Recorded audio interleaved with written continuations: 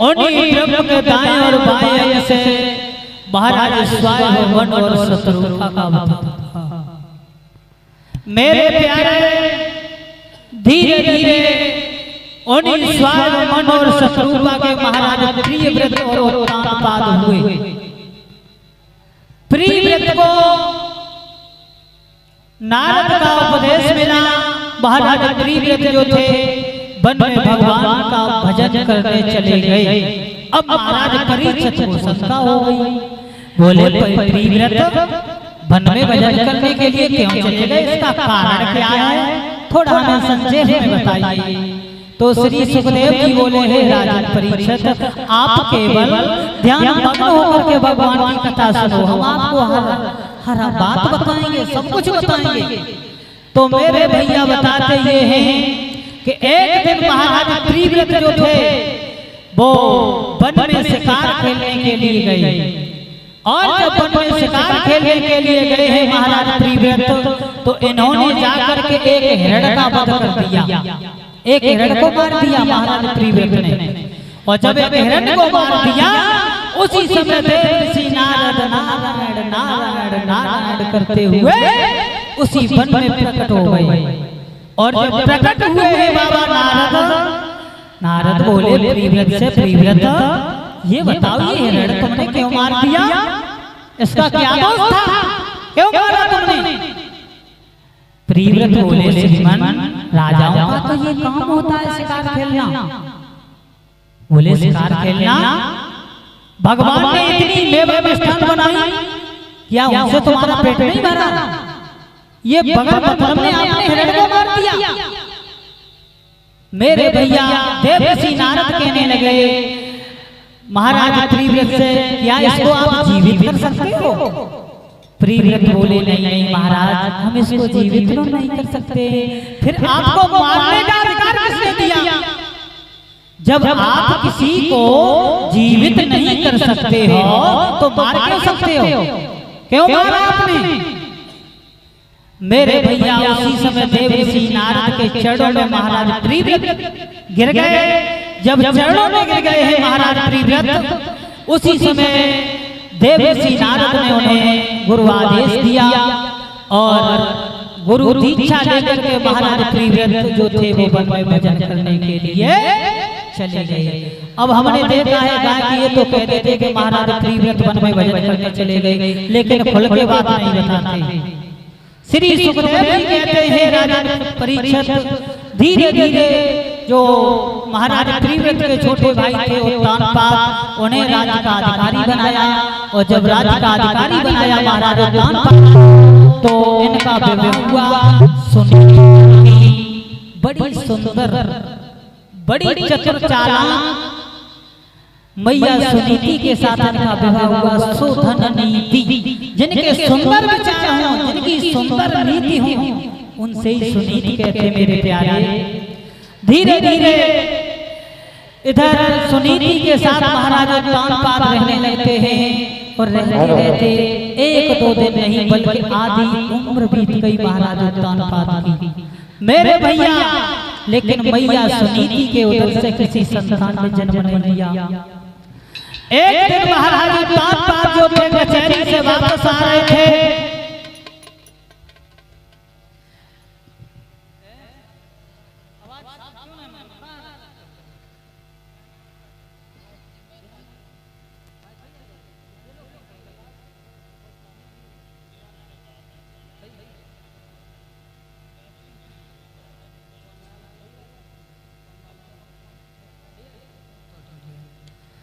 एक दिन महाराज उत्तानपाद मेरे भैया घोड़े पर सवार होकर के कचहरी से जब अपने घर के लिए आ रहे थे, तो रास्ता में कुछ प्रजा के लोग खड़े हुए थे। वो आपस में बातें कर रहे थे कि आज हमने महाराज उत्तानपाद का चेहरा देख लिया, ये निर्वंशी राजा हैं, तो हमें भोजन ग्रहण नहीं होगा।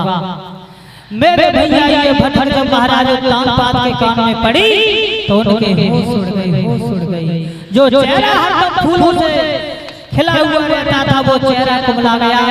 और जब महाराज उत्तानपाद जो थे अपने महलों में आए, मैया सुनीति ने देखा तो आरती उतारने के लिए मैया सुनीति आई और जब उन्होंने महाराज तानपाद के चेहरे की तरफ देखा तो उनके होश उड़ गए। कहने लगी है मैया सुनीति आकर के श्रीमान आज ऐसा क्या हो गया, कहीं किसी से कोई भूल हो गई क्या? आपका चेहरा हर पल कलियों जैसा चलता रहता था, वो कुमलाया हुआ है। और बोली है मैया सुनीति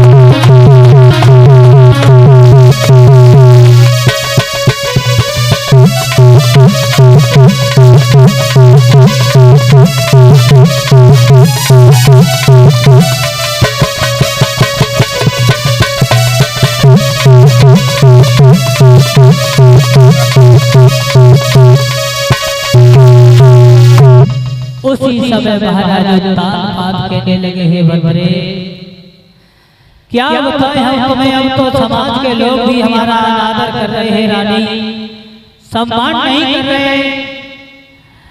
और जब ये बात मैया सुनीति ने सुनी है और कहा है समाज के लोग अनादर, इसका कारण क्या है श्रीमान? बोले आप खुद ही जानो, इसका कारण क्या बताए आपको रानी। धीरे से महाराज तानपाद के आंखों से आंसू आ गए और कहने लगे रानी एक दो दिन नहीं बल्कि आधी उम्र व्यतीत हो गई, लेकिन तुम्हारे उदर से किसी संतान ने अभी तक जन्म नहीं लिया। महाराज हमें सब लोग निर्वंशी बता रहे हैं, आपको बांझ कह रहे हैं। उसी समय मेरे प्यारे मैया सुनीति रोने लगी और कहने लगी श्रीमान क्या बताइए, तो हमारे हाथ की बात नहीं है, हमारे हाथ की बात नहीं है, ये तो परमपिता परमेश्वर की लीला है, हम क्या कर सकते। और बोली है मैया सुनीति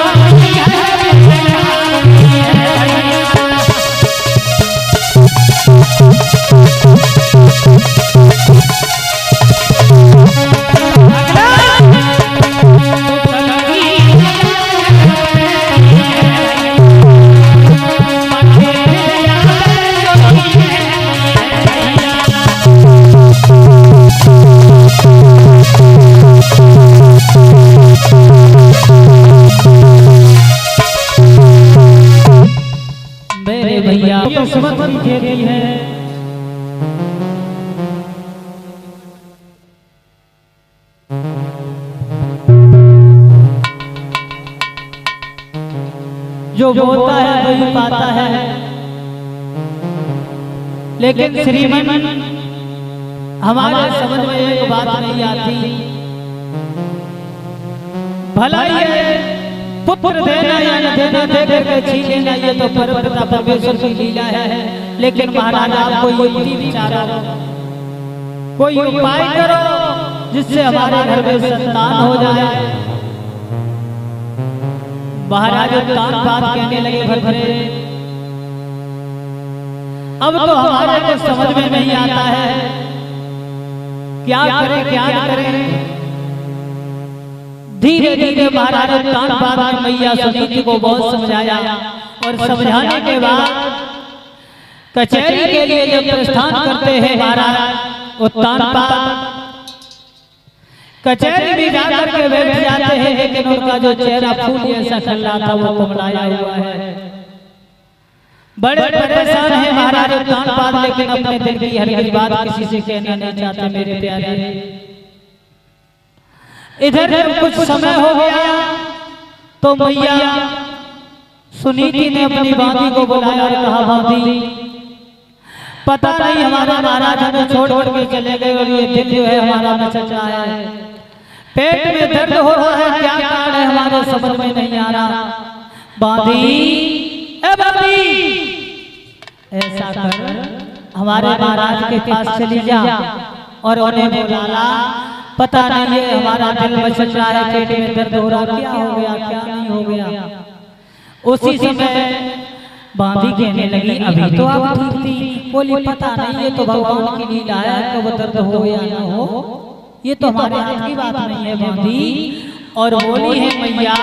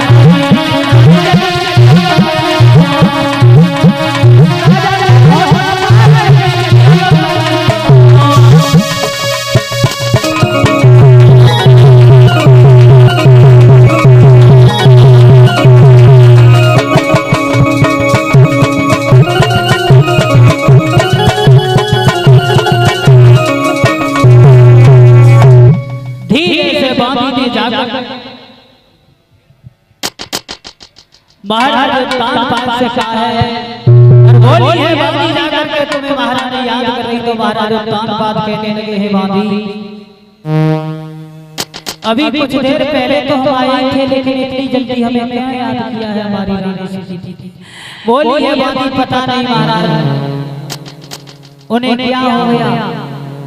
मैया हमसे ये बोली कि हमारे पेट में दर्द हो रहा है, हमारा दिल बह रहा है।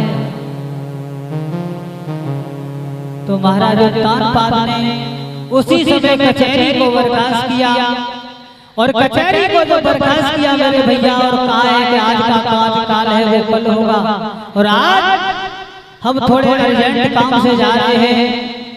मेरे भैया धीरे धीरे महाराज उत्तानपाद घोड़ों पर सवार होकर के, और मैया जब सुनीति के पास आए और कहा है श्रीमान क्या बताएं, हमारे पेट में दर्द हो रहा है, हमारा दिल नहीं लग रहा, दिल नहीं लग रहा। बोली है मैया सुनीति महाराज ये धन, ये दौलत, ये खजाना भला किस काम का, जब घर में कोई संतान नहीं है, घर में कोई पुत्र नहीं है, ये हाथी ये घोड़ा किस काम के। और सुनना तो ये जाता है कि जिनके पुत्र रतन नहीं होता है भाइयों, उन्हें स्वर्ग में भी जगह नहीं मिलती। मेरे भैया मैया सुनीति पुत्र के प्रेम में परेशान है, पागल है, और कह रही है महाराज भला एक संतान के बिना हम क्या नहीं कर सकते, क्या नहीं कर सकते। और फिर रोने लगी है वो दुखिया।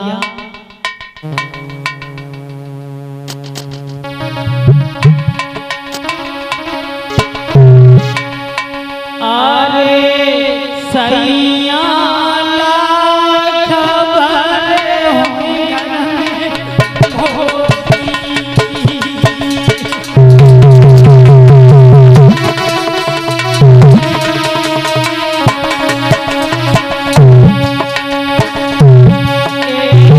राजा